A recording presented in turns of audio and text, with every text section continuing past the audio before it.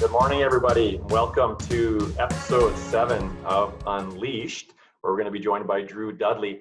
I want to just remind everybody that the reason that we're doing this weekly series is to bring world-class thought leaders, speakers, and authors right into your living room every Thursday morning. I'm your host, of course, Jeff Tetz, the CEO of Results. Our company is just trying to make it easier for other organizations to grow. And that's exactly what this podcast or this webinar is all about, is just trying to bring tools, processes, strategies, and research into your own organization so that you become a better leader, and you can also help make your organization filled with other great leaders. We're giving away copies of Drew's book today. So Drew Dudley has written a wonderful book called This Is Day One.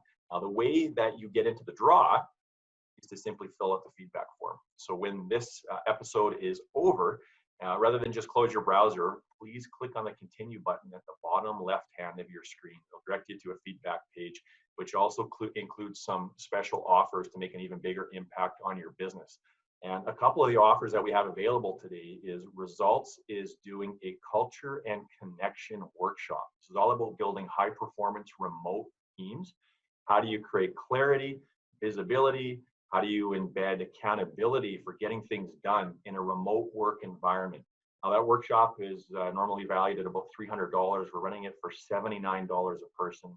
There's only 20 spots remaining in this workshop, and you'll have that first chance to sign up for that at the end of today's show. You'll also have a chance to sign up for Drew's leadership course, Day One Direct, $200 training program, and Drew is finally offering that up for only $10 US. All of the proceeds go to frontline workers as well, which is remarkable. There's a lot of people here that have been joining us for almost every episode, and as I mentioned, this is the 7th one, and some of you may be here for the first time. But if you're wondering, how can you help us grow the reach, grow our community? The best way that you can do that is just tell people in your organization, tell people in your community the things that you're learning, the value that you're receiving from these episodes and the speakers that we're fortunate to host. And you can do that on social media, for example, using the hashtag Results Unleashed. If you want to get questions in for today's guest speaker, you can do that in the Q&A box. So the chat box is a place to have some fun, but if you want to have an opportunity to get your questions answered live with Drew Dudley today, please put them in the specified Q&A box, which is different than the chat box. If we don't happen to get to your questions, or you have other comments, other pieces of feedback or stories to share, you can email us those questions at info@unleashresults.com. And our show producers, Andrea Kennan and Sean Fitzgerald, will be posting that email and some of those links into the chat box through today's show. And a special sneak peek to next week. Very, very interesting. This pandemic has provided some interesting opportunities to connect with people you may normally not really be on a first name basis with. And one of those accidental opportunities for us was a conversation with Tom Peters about a month ago. After the conversation, I asked Tom if he would come on the show, and Tom Peters said yes. So Tom Peters will be joining us next week, who is largely regarded as one of the foremost management and leadership thinkers of the last 40 years. So pretty cool that Tom is going to join us from his home just outside of Boston for an hour of discussion next week. So on with today's episode, and it's one that I've been really excited about. And we're going to be talking about creating significant moments of personal impact with Drew Dudley. Now, Drew Dudley is an internationally acclaimed leadership speaker. He's a Wall Street Journal best-selling author. He was actually called one of the most inspirational TED speakers in the world, and that is quite a feat. Drew Dudley is on a mission to help people unlearn some dangerous lessons about leadership. As the founder and chief catalyst of Day One Leadership, he's helped top organizations around the world increase their leadership capacity. His clients have included McDonald's, American Express, JP Morgan Chase, United Way, and more than 100 colleges and universities. Prior to this, Drew spent 8 years as the director of Canada's largest leadership development program at the University of Toronto. And we'll probably talk about some of that experience today. He's also the best-selling author of This Is Day One, a practical guide to leadership that matters. As I mentioned, we're giving away some copies of that book today. All you have to do is fill out the feedback form at the end of the episode to get in the draw. And it debuted at number 6 on the Wall Street Journal bestsellers list. As a speaker, Drew has delivered keynotes to more than 250,000 people across 5 continents, and his TED Talk, Everyday Leadership, the Lollipop Moment, was voted one of the 15 most inspirational TED Talks of all time. It has almost 5 million views on the TED Talk platform. Everybody, please welcome Drew Dudley.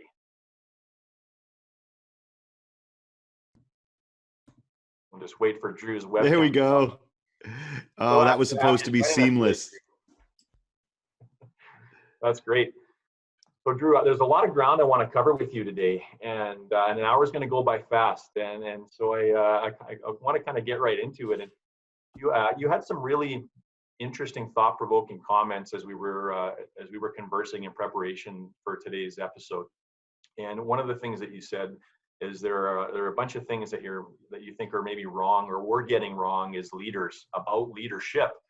Let's maybe start there. What's wrong with leadership these days? Well, I don't know if there's anything wrong with leadership.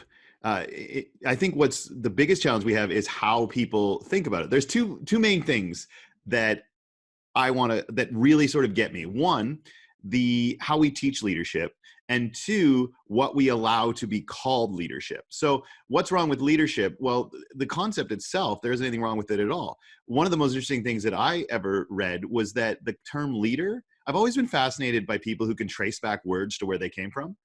And so the term leader apparently first appeared, that they can find it, written somewhere in the 12th century. But leadership didn't show up until the 18th century. So there's like 500 years between the concept of a leader and the concept of the process of leading. And so 2 things that I think we should recognize about leadership. One, we teach it in a way that's really limiting. So if you think about how you learned what a leader was, like a lot of things when you're younger, a lot of concepts are encoded in us when we're kids. And what happens is when you want young people to understand a new concept, what we do is we give examples of the concept. That's how we illustrate fundamentally a new idea. And so I think what we have to recognize is whatever examples you first give people to demonstrate a concept, not only does it shape how they think about that concept for the rest of their lives, it limits how they think about that concept for the rest of their lives. Right. And so for most people listening here, it's probably difficult to think about the first examples you were given or remember the first examples you were given for leadership. But my guess is for most of you, and I think it's better than a guess, most of the examples that we were given for leadership were giants. They were presidents and scientific groundbreakers. They're people who conquer empires. Most of them are straight white men. And that impacts how entire generations think of the concept of leadership. And it makes most of us separate the concept of leadership from our own identity, because the people we're given as leaders, as examples, they look like the other to us. Yeah, they're aspirational. We'd love to be like them, but probably we don't see a lot of similarities between ourselves and Mark Zuckerberg or Warren Buffett or Steve Jobs, who are often held up as leaders, and they're successful, and there's nothing wrong with celebrating successful people, but it causes us to devalue the leadership that we do every day. We let moments of leadership pass by. We don't take credit for them. We don't feel good about them. And stuff we feel good about is the stuff we'll do more frequently. So when we don't feel good about moments of leadership, ultimately what we're doing is we're making it less likely that we'll repeat them.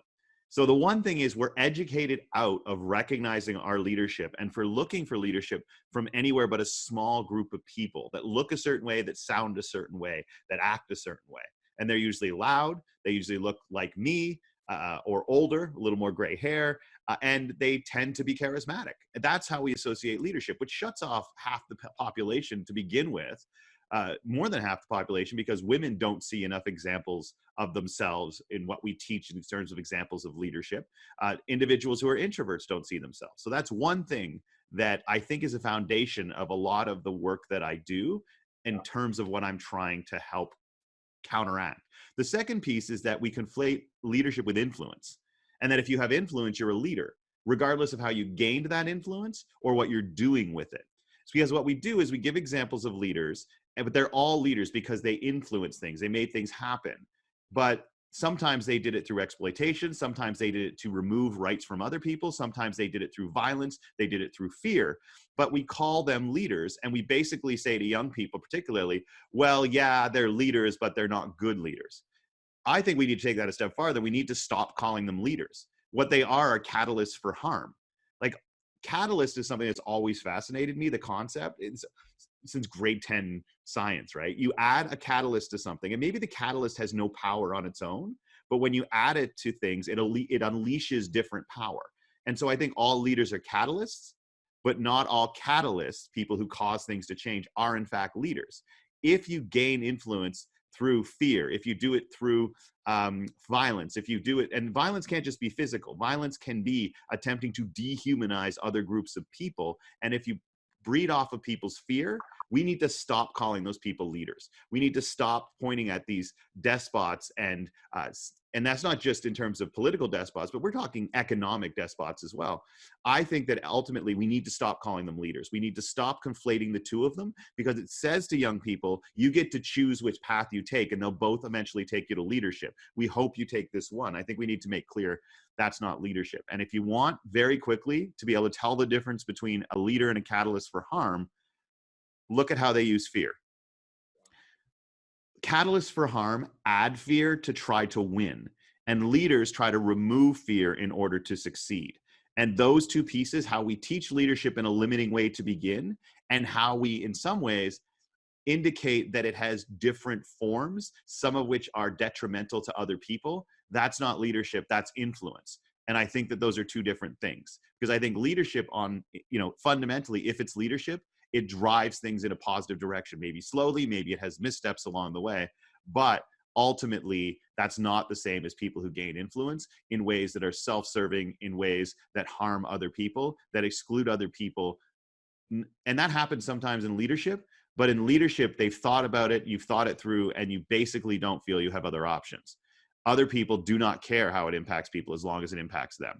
So I'm not saying that leadership never involves hurting anybody. It's simply difficult decisions sometimes end up with people being hurt, but it's not done cavalierly, and it's not done without caring about the fact you're doing it because it helps you. So those are two fundamental things that really my work tries to get at.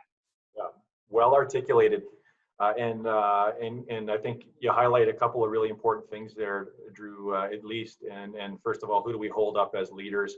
The difference between having power and authority versus actually being an inspirational leader that enables people to perform at their best. The other part that you said in the first point, which I think is a trap that it's easy to fall into, is we compare ourselves to other people, and as soon as we start to compare ourselves to others, we rob ourselves of our power. And I know that it happens to me. Like, why does this person have a business that's 5 times the size? Why do they live in a bigger house than me? Why do they have 1 million more Twitter followers than me? That kind of a thing. And it's very self-defeating. So I think it's a good point that you bring up, is comparing ourselves to just to the version of ourselves that we aspire to be. And then how do we define leadership and impact? Really important points that I'm excited to dive into with you today. Now, the other thing that we had talked about was you had made a comment that kind of struck me as a bit odd at first, I have to admit, in that when it comes to leadership, there isn't much that we can't do now that we were doing before the pandemic. Because I think for a lot of people, the pandemic has completely changed our worlds and turned them upside down. So the notion that we can do everything now that we were doing before, can you elaborate on that a bit, please? Yeah, I mean, we'll probably dive more into my specific definition of what leadership is. Yeah. And I guess, to give a quick recap here, my focus in terms of leadership is at a foundational level. Yeah. I don't talk about management. I don't also claim that when people say, oh, you say everyone is a leader. Yeah. Yes, but not everyone is the same kind of leader. I'm not saying everyone can or should be a CEO, or everyone can or should run a country, or that everyone doesn't want necessarily to do those things, right? Yeah. But what I am saying is there's a form of leadership to which we all can and should aspire. And my form of leadership on which I focus, and look, I have a focus on one type, and I think that's important. Like, the answers that I give are focused around one particular type of leadership, which is an acknowledgement of the gap between the person you want to be and how you're actually behaving, and acceptance of the responsibility that that gap exists, and coming up with an effort to close it a little bit every day, and acknowledging and forgiving ourselves for the fact we're not going to. So my type of leadership that I focus on, and that I love diving into, because I don't just want to say that this is the type of leadership to which we should aspire, but the how-to piece of it, right? So my concept is that the true power that all of us have in this world is in moments of interpersonal impact. And moments of leadership to me are moments of interpersonal impact. It's not the extent of leadership. There's a lot more to it than that. But this is the foundational piece that we're all capable of. And a lot of people skip over on their path to actual sort of influence and authority. And I think that it's so crucial. Now, I think that moments of leadership, and when I talk about them, I'm being very specific. I'm talking about moments of interpersonal impact that is driven through things like courage, accountability, empowerment, forgiveness, kindness. Those moments have the biggest impact on us on a day-to-day life, much more so than any CEO. Like, honestly, the people you work with have a bigger impact on your day-to-day life than the CEO of whoever you work, like wherever you work. Much more so than, obviously we're impacted by the prime minister, the president, but not really on a daily basis in a way that can impact our emotions in a moment. Moments of leadership, forgiveness and kindness and impact, those are moments of power. And they're basically the only source of power on the planet that doesn't have systemic barriers between most of the people on the planet and that power. Like, almost every source of power on Earth has systemic barriers between that power and most of the people on Earth. But none of us are kept away from the power to have these interpersonal moments. And I guess what I get at when people say, how do we lead through the pandemic when we can't do all of these things? Ultimately, moments of interpersonal impact are not, especially the way we can talk to each other now, it's not the same way that we interact, but the way we're interacting now and the connections that we're fortunate enough to have through all of this. Imagine if this happened in 1980, all right? But ultimately, we have not been denied the opportunity to have interpersonal impact on other people. What's changed is how we go about doing it. But I think what's happened for a lot of us is because how we can do it changed. We've sort of not necessarily pivoted to look at, well, how do we do it in another way? Moments of, and we'll talk about this, the 6 things I try to live every day are impact, growth, courage, empowerment, class, and self-respect. And there is absolutely nothing that keeps me from continuing to embody every single one of those every day with the tools that we've been given in terms of impacting other people. For me, it's even as simple as I went back to the first photograph on my phone, which is from 2015. Yeah. And because that's when I got my iPhone. Yep. And what I've done is I've started to scroll through all 17,000 of my photographs. And I've started to create a folder called The GOAT. All right, the greatest of all time. Yeah. And every time I see a photo that maybe in itself is a beautiful photograph, but represents a moment of true peace and joy and happiness in my life, I'm putting it into this new folder. And more importantly, what I'm doing is I'm looking at the faces in those photographs. Some of them are not people I've spoken to in a while, not because we fell out or we're not friends anymore. It's just life happens. And I'm just sending them copies of that photo and just saying, thinking of you. That is the type of thing that, yeah, we can still do. What's interesting, though, is what we're going through right now probably gives us more time to do that. Because I think one of the things that's happened with COVID is a lot of the things that we filled our time with in terms of errands are now difficult or harder to do. And so the question is, what do we fill that time with? And I argue that we can fill it by actually taking the time to reach out and create moments of interpersonal impact. And in some ways, this has taken away the how we do it, but in some ways it's given us more time to actually do it. And so that's why, for me, the pandemic hasn't impacted my desire to impact other people and lead. So that, to me, is kind of why I talk about, in many ways, the pandemic has given me an opportunity to write handwritten cards to people. And I never take the time to do that before. And that's just an example. Yeah, that's great. That is great. I need to be more intentional with my photos. Usually when I'm scanning my 14,000 photos, it's more curiosity, but why on earth did I ever screenshot that thing? That's great. Now, and I want to get into your 6-step process, Drew, because that's, I think, what people really, the bulk and the meat of what people came here for, is they want to use this time to see how they can take some steps after today to become a better leader and confirm some things that they're already doing that they might not have ever considered as leadership. But I have to ask you, do you schedule the time to do that with your phone and send those out, or is it something that when the moment occurs to you and you feel moved to do it, you just sort of spontaneously do it? Yeah, you know what, I often will do it right after I get up, and you don't want to get out of bed. But I find if you do something with your eyes right when you wake up, and I know a lot of us check our emails, etc., and I try to do it before email, is that you actually end up waking up a little bit, because it's so hard to just wake up and roll out of bed. So what I do is I set my clock 10 minutes earlier, and that way the first thing I get to do is sort of do this photo thing, and then I'll often do it before I go to bed as well. But yeah, I don't necessarily schedule time for that. One thing we're finding with COVID, right, is that we end up with a lot of unscheduled time. And I think that it's in that time that we feel the most frustrated, we feel the most grief. And Yeah, so if we can fill that time, the next time you're like, what the hell am I doing? This is the point I would have been out for my this or that, or my yeah, kids would be at soccer. Just think, okay, well, who can I reach out to? And doesn't mean you have to have a big long conversation, but if you make a list right now of individuals who have been fundamental in your career, and I mean, you were telling me before we went on that you remember an interaction with that wasn't good because someone sort of called you out on a bad business practice. But let's think about those individuals. There's just not much time for reflection in our everyday lives. And I think that some of us think that reflection means we have to sort of go Zen or, adopt this significant portion of our day for sitting there and doing this. And it's not. But what we have now is a little bit more time for reflection on our lives. And I think that if you're out there, list the people in your life. Maybe it was a boss, a coworker, someone who gave you a tough lesson, and just list those and think about it.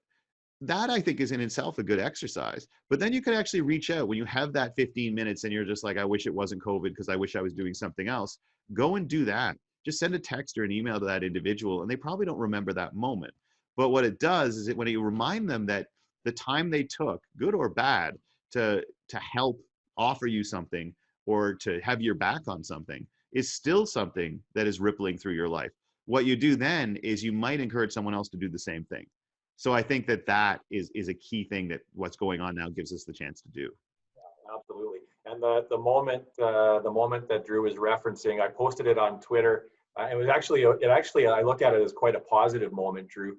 Even though it was a blunt moment of feedback, it totally changed the trajectory of my career and my life in that one little lunch that we had for 45 minutes. So it was a positive leadership moment looking back on it. You So know what's interesting too, my friend, just to ask, when yeah, we actually take the time to reflect on that stuff, like if you're talking about how to create moments of interpersonal impact, one of the key things is to look back at your life and ask, well, what moments did I have? And especially in the business world, when you think about mentors, you think about former bosses, clients, people who actually gave you a moment that at the time didn't feel great, but now you realize is such a positive thing, is that one, it allows you to think about whether you've told them that. But I also think it gives us the chance to look and say, have I done that? yeah, And I think that we can look back on our lives and say, man, that was so great that someone did that for me at that moment. But then the next question I think we should be is, have I done that for someone else? And I think that we try to struggle to come up with what can I do, when really the answer to that is probably in our history and probably in our past. And the thing is, when you're in a story and you're like laying track for the rest of the story, it's sometimes you don't feel like you have time, or it's self-indulgent to reflect on the story itself. yeah, Like you don't flip back a couple of chapters and keep going. And I think in our lives, a lot of the lessons we're looking for, and a lot of the next steps that we're not sure what we do now, probably is in our backstory. Someone's done it for us. And I think that what happens is it's good to look forward, but I also think that a lot of lessons that can be applied now in terms of our leadership, our business, and our impact are in our history. And as we go through our life, we rarely look back at our history except the worst parts. And I think that is something that we can, because when you look back, I think people are afraid. I don't want to look back because I'm going to remember bad things, but you can also remember the positive. It's the challenge with the fact that every relationship in our life, with a person, with a business, with a place, has a beginning, a middle, and an end. They all do.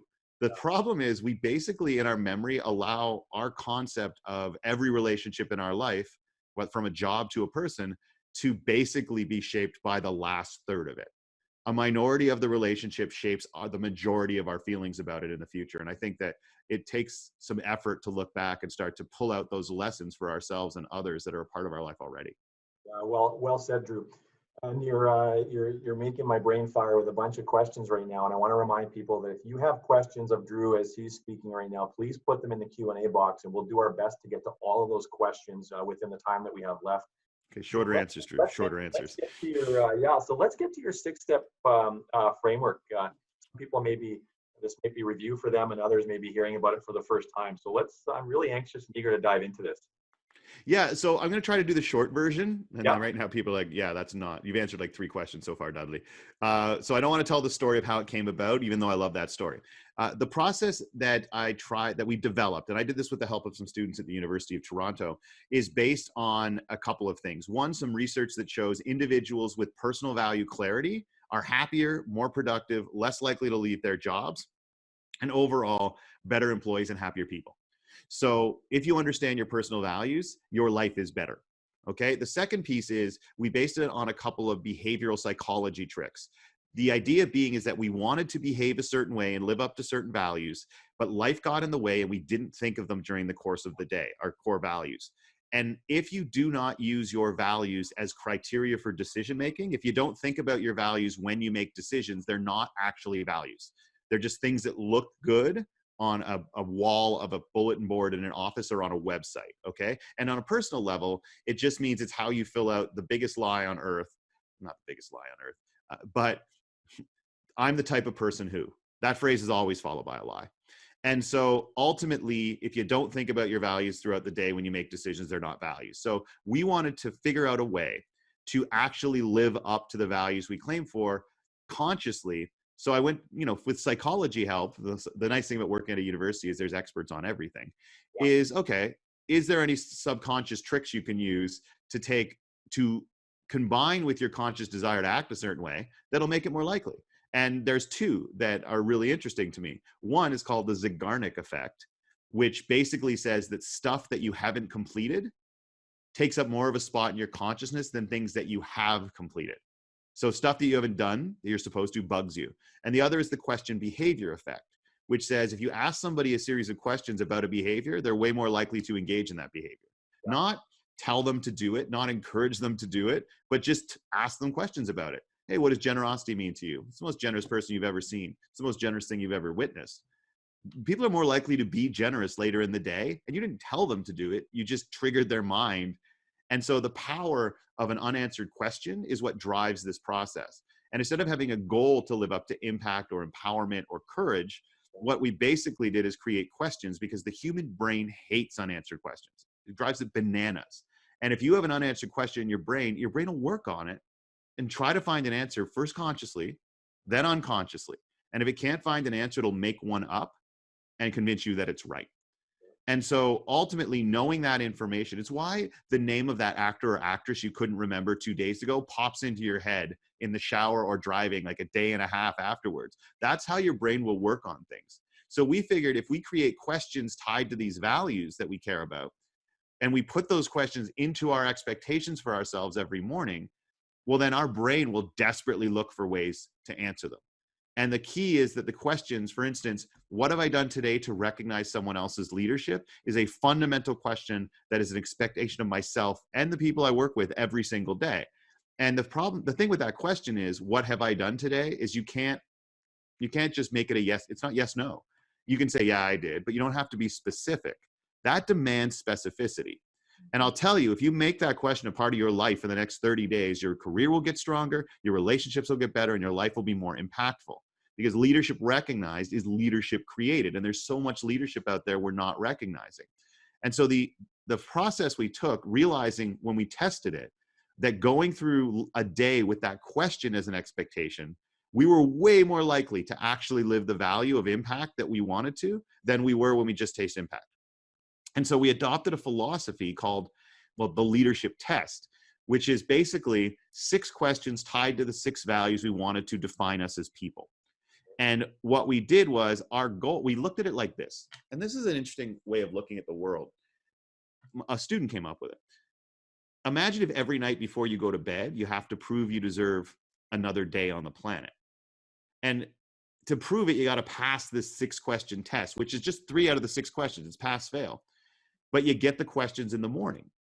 And if you got the questions in the morning, they'd be non-negotiable if you knew that your continuing existence depended on getting 3 of them. You wouldn't answer them when you had time. It would be priority. And because those questions are tied to the values we wanted to define us as people, what we did with that approach, what I continue to try to do with that approach, is it prioritizes my to-be list over my to-do list. And I think for a lot of us, and this was hard for me to acknowledge, we live our to-be list, who we want to be, when we have extra time around our to-do list. And that to me is a backwards way of doing it. And it was hard for me to recognize how long in my life I had allowed myself to let my to-do list drive my to-be list. So that's the process. It's based in behavioral psychology that says the key isn't to say, I want to live this value. The key is to identify what that value means in terms of the phrase, it's a commitment to, and then create a question that you can't answer without living the value. And that has been so powerfully effective. And because your brain will plan out, sometimes you can plan out how to recognize someone's leadership, but sometimes what happens is you're just given an opportunity and you can seize it because your brain is like, here's my chance to answer the question. When that incredibly nice clerk at Shoppers Drug Mart, going through everything they're going through, still finds a way to make a joke or laugh or tell you that you look great today, whatever the case may be, that's your moment where in a moment you can say, oh crap, here's my chance to answer it. You don't have to sit and think, I'm going to write my boss a letter today. There's opportunities. And you'll find that you can answer these questions through your to-do list, not instead of. Like one of my questions is for empowerment. What have I done today to move someone else closer to a goal? And just before I started this, I realized, well, I can stick the new book of a friend of mine called Hello Fears by Michelle Poler. It's amazing, in the background.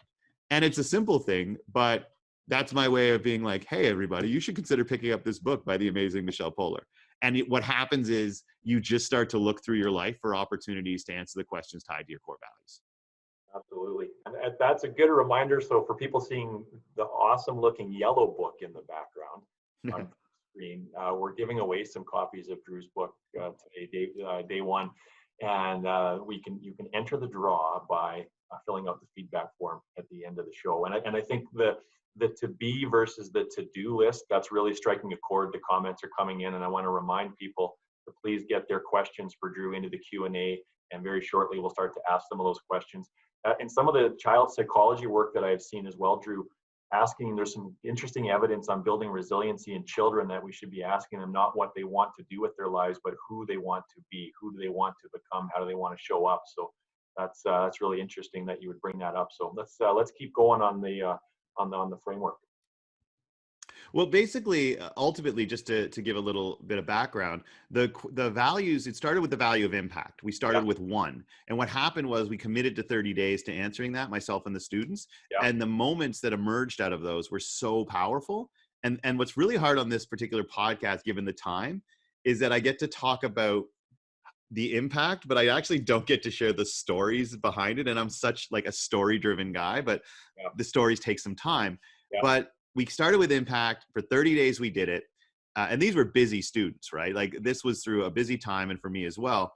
And so ultimately, they were still finding time to do it because the results were good. Now, there was pushback at first, right? They're like, this is too simple. This isn't leadership. Where's the talk about how to like influence other people and build strong teams? And look, I'm not saying you can't be successful without doing this. You can't become famous without doing this. I'm just saying it's hard to move yourself or a team to peak performance without knowing your values and actually being able to point every day to how it works, or to how you've actually lived up to your values for yourself and for other people. But ultimately, what we were trying to do with this process is we came up with impact, growth, courage, empowerment, class, and self-respect. The questions being, what have I done today to recognize someone's leadership for impact? Growth, what did I do today to make it more likely someone would learn something? And it was, courage. What did I try today that might not work, but tried anyway, which has been a game changer? There was, what have I done today to move someone else closer to a goal for empowerment? How did I elevate instead of escalate today for class? Elevate means you try to succeed. Escalate means you're trying to win. There's a difference between those two things.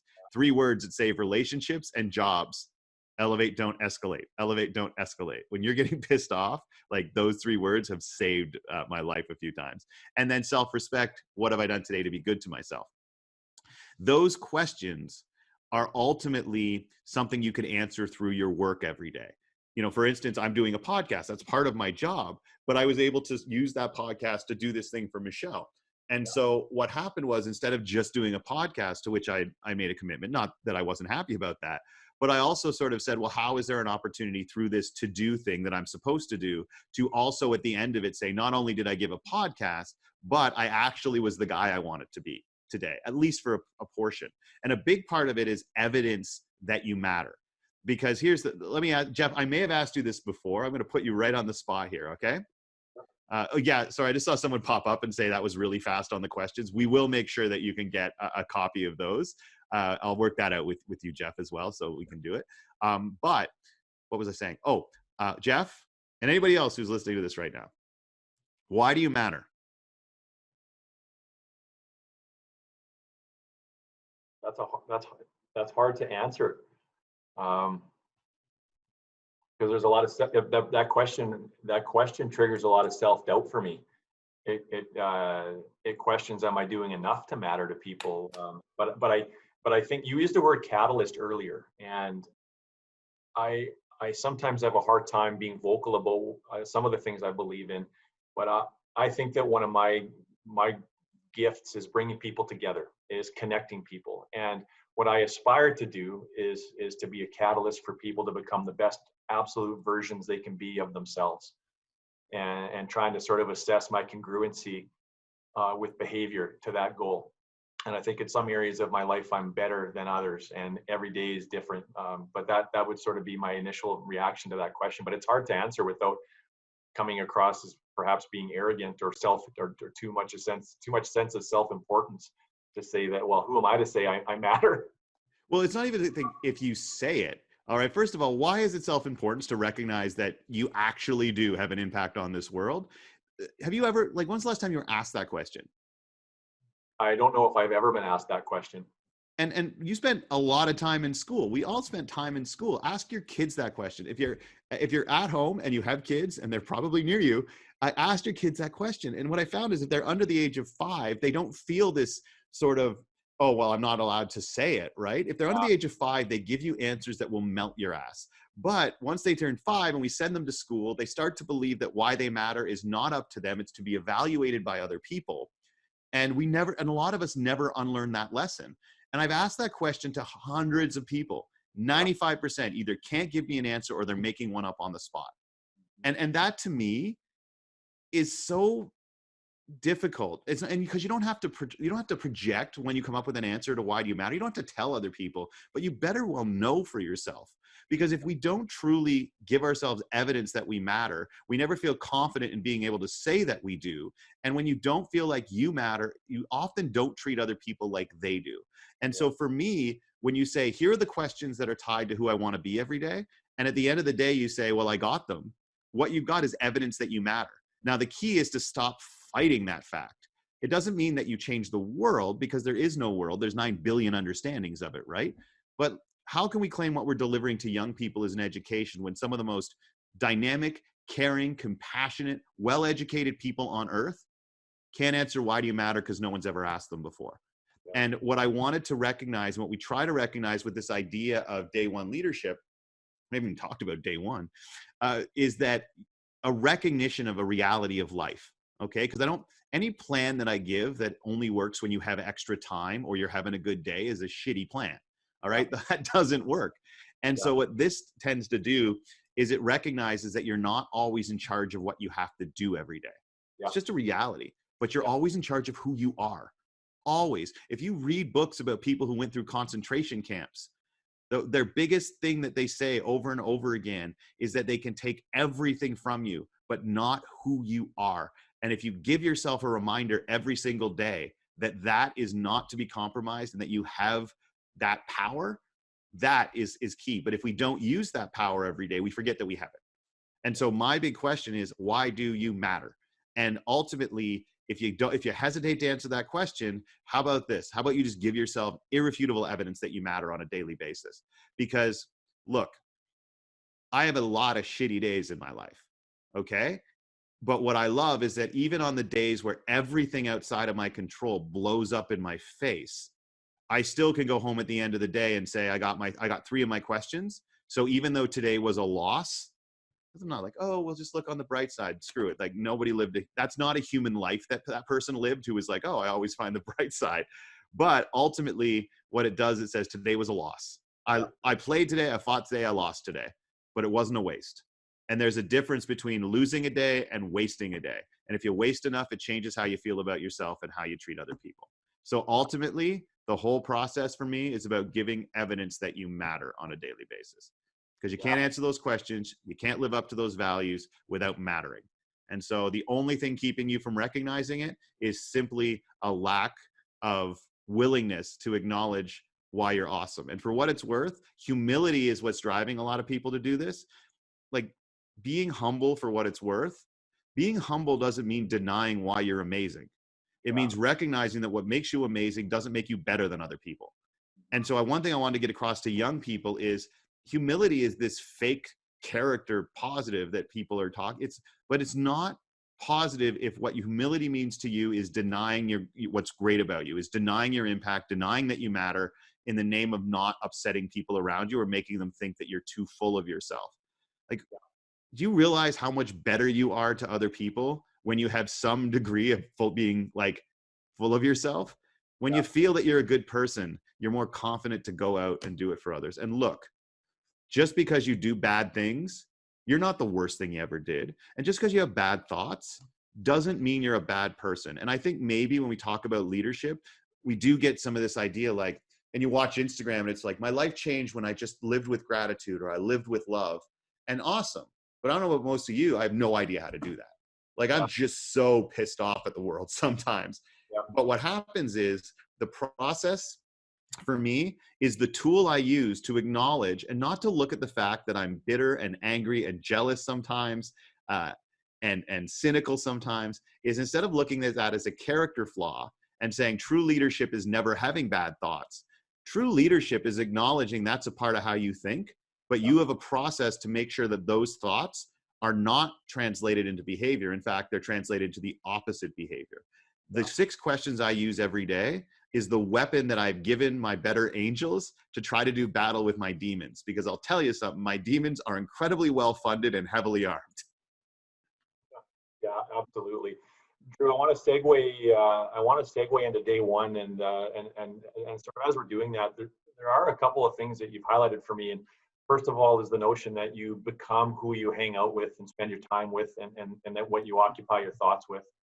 And I'm certainly lucky that I'm surrounded by incredible colleagues, and I think that we do a pretty good job of recognizing each other's strengths and superpowers. So that is so important. The other part that you touched on earlier was the power of questions and how the brain just can't avoid trying to answer it at all costs, even if they're not even that interested in the question. And that's what we find in companies that are growing, that are attracting loyal customers and raving fans, that are attracting the best talent in the marketplace. They're focused on solving specific problems. So it's almost like they have, even if it's not a specific core value, they've embedded this innate curiosity about making the world a better place, reducing friction, solving problems that are not currently being addressed, or solving them in a way that's different than is currently being addressed. And I think that those things shouldn't be lost on anybody that's part of an organization. Are you solving clear enough problems as an entire organization right now and shining a spotlight on those things? So thanks for bringing that to the forefront, Drew. So let's talk about day one a bit. I know we're already running out of time, but I don't want to miss a chance for you to talk about day one a little bit. Yeah, I think the thing is that one of the fundamental pieces that keeps us from really embracing our leadership or anything is how intimidating it is to make that kind of commitment day after day. Now, day one as a concept for me emerged because of the day ones in my life, when the theory that I was trying to share at U of T mixed with the insight I got from mentors, mixed with my own life experience. I had day one of starting my own company.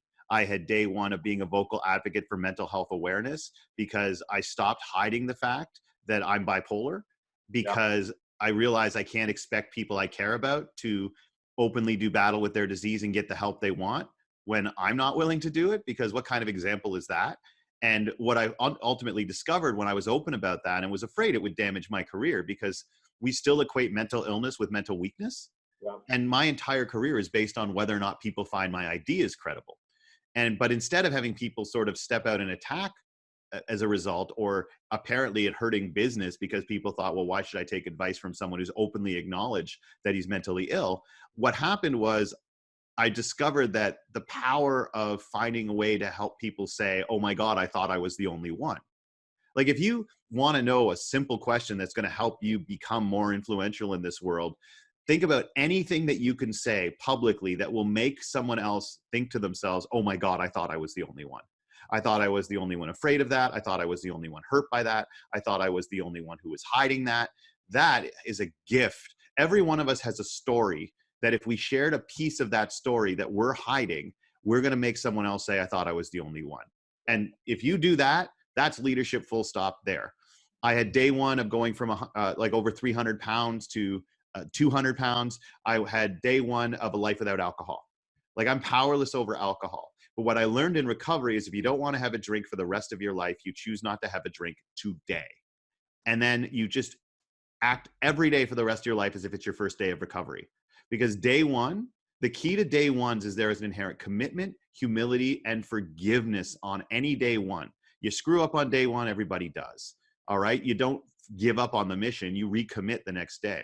So day one is about saying there are non-negotiable behaviors that have to be a part of every day of my life. Even if 95% of my days are different, there is 5% of every day of my life that has to stay the same. And what I learned is that there's really no excuse to not be able to make that commitment, because my number one priority between every single day is between getting up in the morning and going to bed, not have a drink.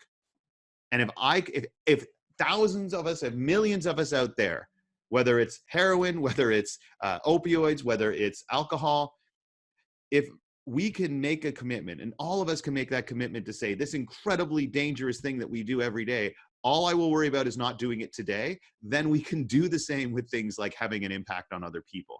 Oh, there's not enough time. Oh, it's hard. Oh, I get distracted. So do I, but somehow myself and so many other people out there, and this isn't saying I'm awesome. Trust me, I did so much damage as a result of my alcoholism. But if you can make that commitment, then you could make a commitment to also having non-negotiable leadership behaviors. And that is what the whole idea of day one is that you can't coast on what you've done, and you can't be too intimidated by all that is still to be done. What you do is you look at today and say, hey, I may not know what to do in the future, but I do know what to do today. And what that means is that when you get to the unknown future, we've seen how it can be made unknown, you'll be proud of the person that got there. And when you're proud of the person you are, you're less afraid to put that person out into the world. Absolutely. We have a question coming in from Sue that I'd like to answer. Sue is asking, we have a lot of young leaders in our organization, and I'm wondering if the values they should be thinking about regarding the 6 questions should be the company's values or their own personal values, or is this a combination of both? That's a great question, Sue.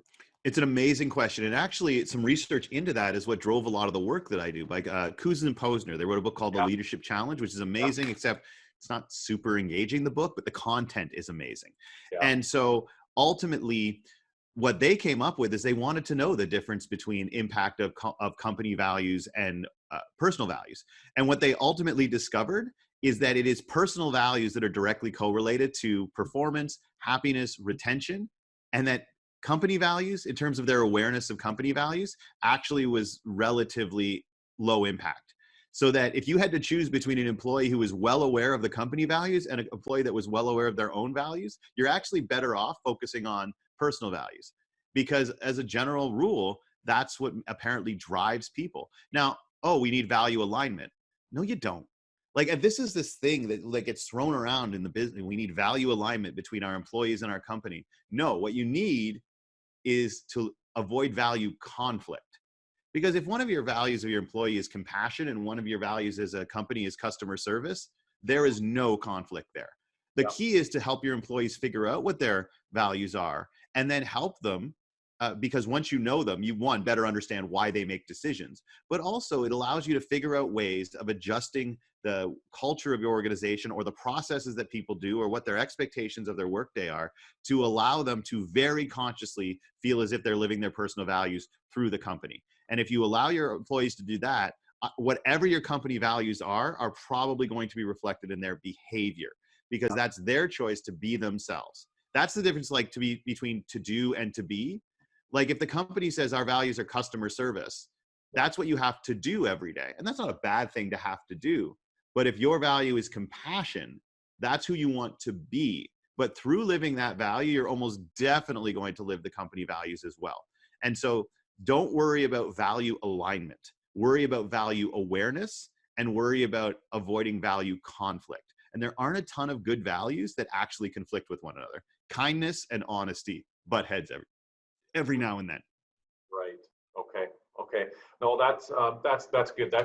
Yeah, that gives, I think that gives us a lot to think about, the values conflict piece versus values alignment.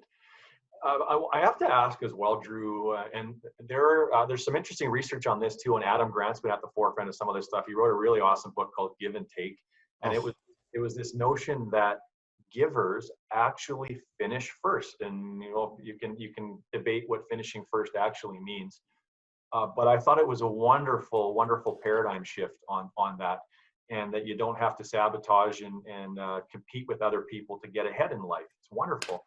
But I'm wondering what your view is on, are we born as givers, or are we made to be givers, versus being takers and matchers, that type of a thing? But are we born this way, or can we grow and can we learn and change and evolve into being a giver? Yes. Yeah. And I'm going to say 3 words that I've discovered as you get older are the 3 best words in leadership. I don't know. Because I know when we're in school, saying I don't know get you punished, right? Because you're supposed to know. But as we get older, and we all know if we work with people like this, not being willing to say I don't know just means that you're going to demonstrate that. And so I think what's really interesting is I think we can learn that, but it's very hard when you're already put into a system for 20 years in school that grades you and compares you to other people. And so ultimately, look, we can say all we want, but people are rewards-based people. And you can basically say, oh no, it's good to be kind, it's good to be this. But when you still reward the highest performers and the people who get A's, and when you still reward the highest performers in your organization with more money and better titles, even though their way of outperforming others hurts other people, look, we can say all we want. What people adapt their behavior to is where the rewards come from. So it's not so much we need to say different things, it's that we have to restructure reward systems to reflect what we care about. And I think that's really important. The other piece with the finish line, like givers finish first, I drove the finish line for the first part of my life. Like that's what I needed to get to. And now what I've kind of adopted is go ahead and finish first. All right. Because if you finish first in the 400 meters, good for you. You beat me. But if I'm running a marathon, of course you beat me. Like maybe the reason that nice people finish last is they're running a longer race. Maybe the reason nice people finish last is because their finish line is way farther ahead. So ultimately, yeah, go ahead and finish behind other people. It's the nature of the race you choose to run that I think defines you. That's profound.